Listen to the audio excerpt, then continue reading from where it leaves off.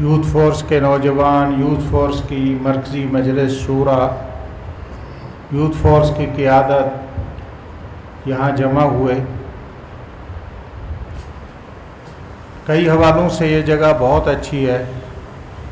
तारीख़ के एतबार से हमारी एक तारीख़ है।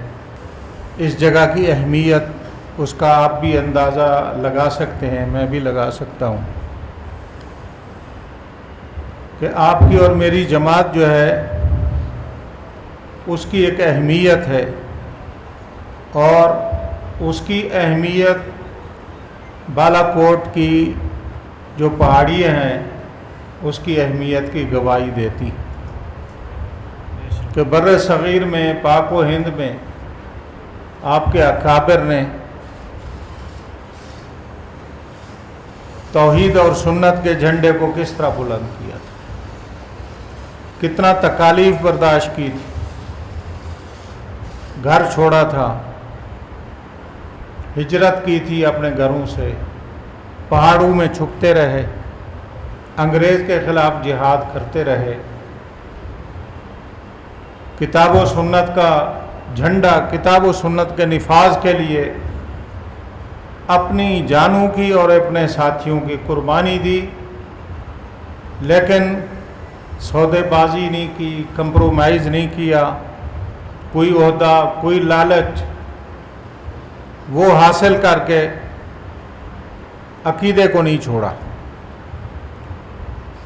ये आपकी और मेरी जो सुनहरी तारीख़ है उसका एक सुनहरी बाब है कि माशाअल्लाह हमारे असलाफ़ ने बर्रे सग़ीर में किताब व सुन्नत का झंडा उठाया और जवां मर्दी के साथ डट कर उसको उठाए रखा, उसकी दावत दी, और उस दावत और उस रास्ते में जितना रुकावटें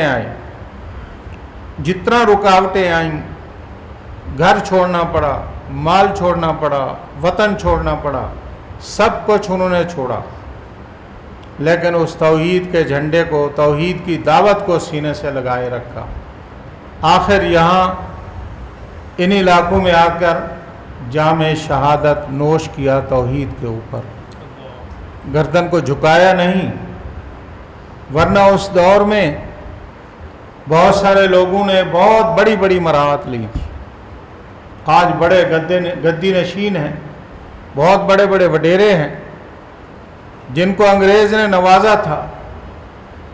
क्या हमारे अकाबिर अगर उनके साथ सौदेबाजी करते तो क्या अंग्रेज़ ना नवाजता?